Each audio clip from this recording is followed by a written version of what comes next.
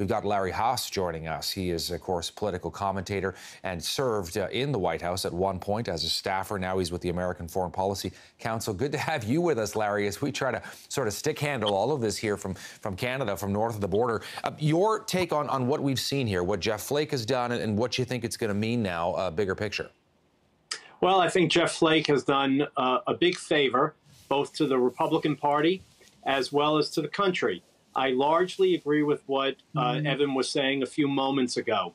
The fact of the matter is, I think it's inconceivable at this point that we're not going to have this delay. And I say it for the following reason. If Jeff Flake does not get the 1 week delay, that gives him all the reason to vote no.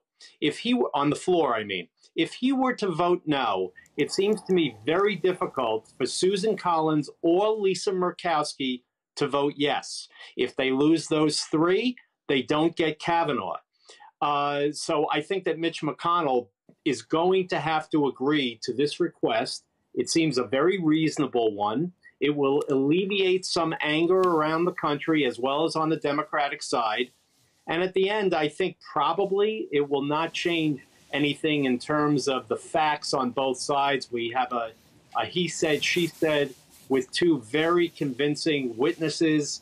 And in the end, I think that people will vote as they want to vote. And I suspect, if I had to predict, and obviously it's a very moving situation, but if I had to predict, I think in the end he'll probably get through.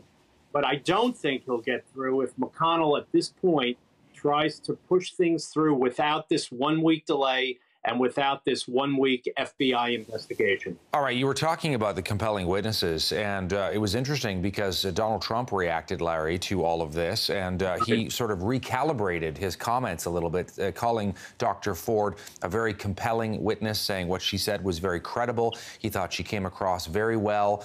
What should we read into that?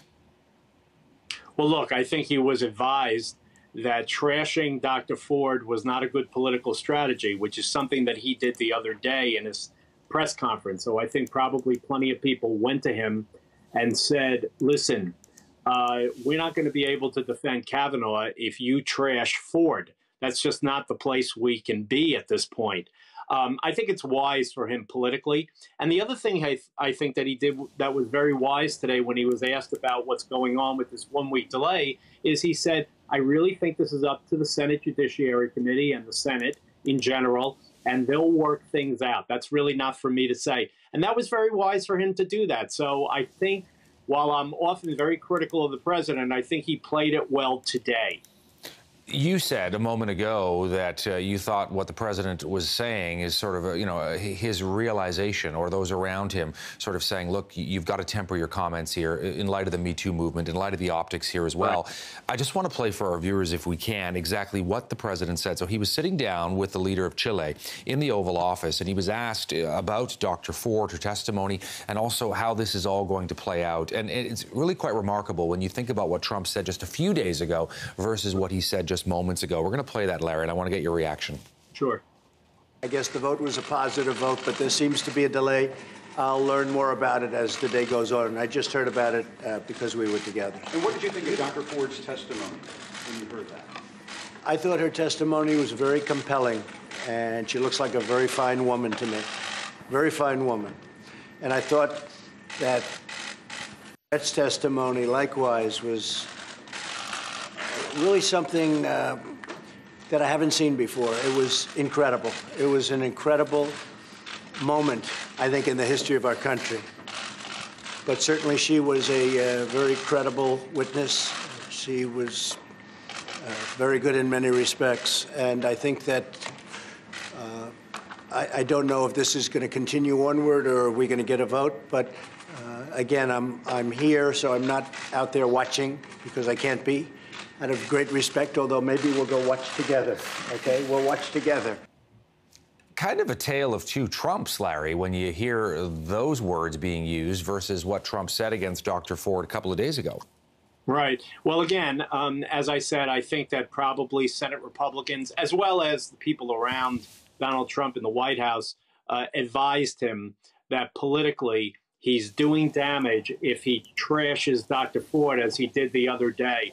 You know, that was an interesting exchange. it is clear that he paid her great respect. But it is also very clear to me, based on what he said about Brett Kavanaugh, that his heart remains with Kavanaugh.